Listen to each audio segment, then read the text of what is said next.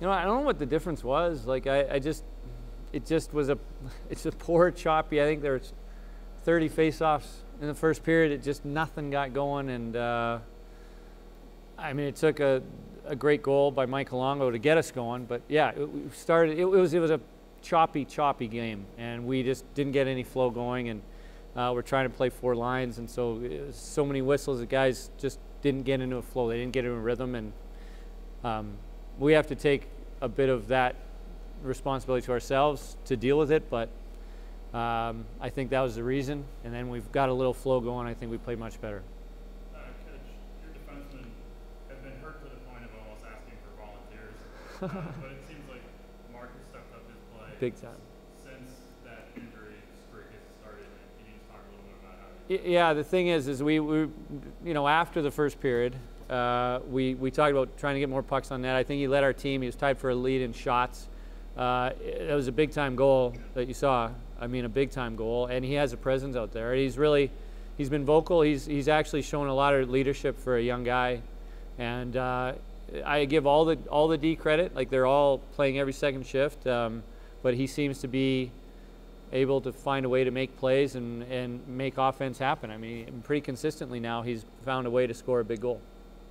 Coach, way back in the beginning of the year, we talked about how wins and losses don't matter. It's Yep. just the play on the ice. Yep. Now fast forwarding to the last home series and that performance against an ACHA opponent, where do you kind of assess the team and just consistency? We're not. The guys aren't happy with themselves. It wasn't a great game. It was a choppy game. I think later on, I mean, I think the second half of the game we played much better. I mean, I think there was a time where shots were 9-2 for them.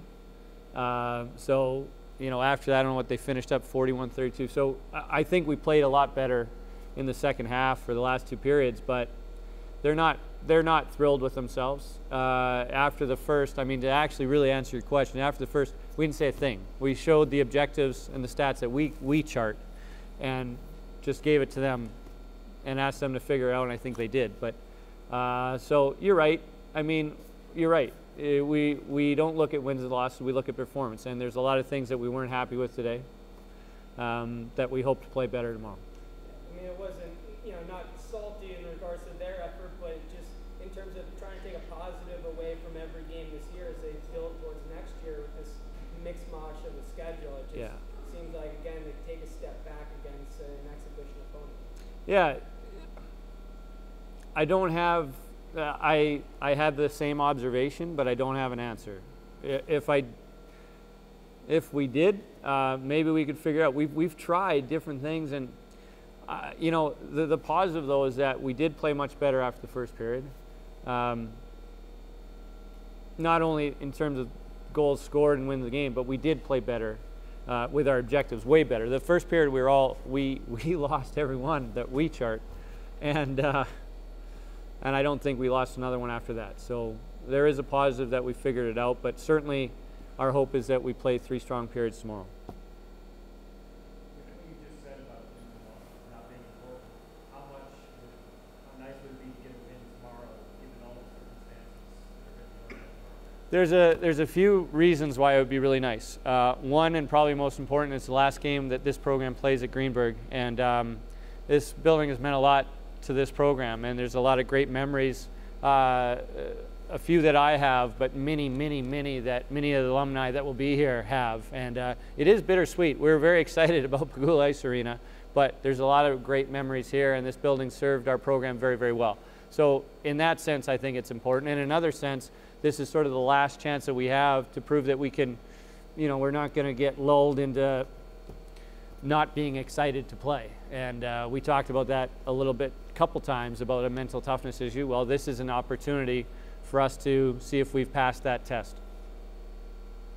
Coach, you've been on the Scott for a bit more than that lately. How would you evaluate PJ's play tonight? How important was it for you to get him back into a rhythm himself? I think it was big for PJ. He's actually been sick, and we weren't sure who was going to start today, but he said he felt well enough to go, and he did. And I thought he actually had to be pretty sharp in the first period. We weren't great, and then the goal was sort of a backdoor goal, and I was looking to see how he'd respond because he was playing well, and then we sort of let him down there. you know, I think he was a calming factor. I think he played the puck pretty well, and obviously, I mean, it's a pretty good game for him, and I'm happy to see him get back on the horse. And he's a you know, he's a great kid. He's always positive and always working hard. So we certainly didn't expect anything less. Kind of a silly question, why did you leave them? Well, the answer is that they, for some, what we were told, a mishap, didn't bring their dark uniforms. And I've played games like that before in the past where it's a dull whatever, whether it's a mustard or a light gray or what that, I'm not sure, you know, sort of a off-white against white, and it can be frustrating, it can be confusing. So instead of possibly having that situation, we went to blue. Coach, you kind of touched on this a little bit before, but do you think that going down early, having these type of games, you got a young team, do you think it kind of helps this team and any positive takeaway going forward into next year, knowing that you can win these types of games with this mental toughness? Yes, but we were hoping that we would have learned that by now. Like, yes, it always does, and hopefully next year we will draw on the experiences this year that will help us next year. But we had these experiences early in the year, and we're hoping that by the end that we would have it down.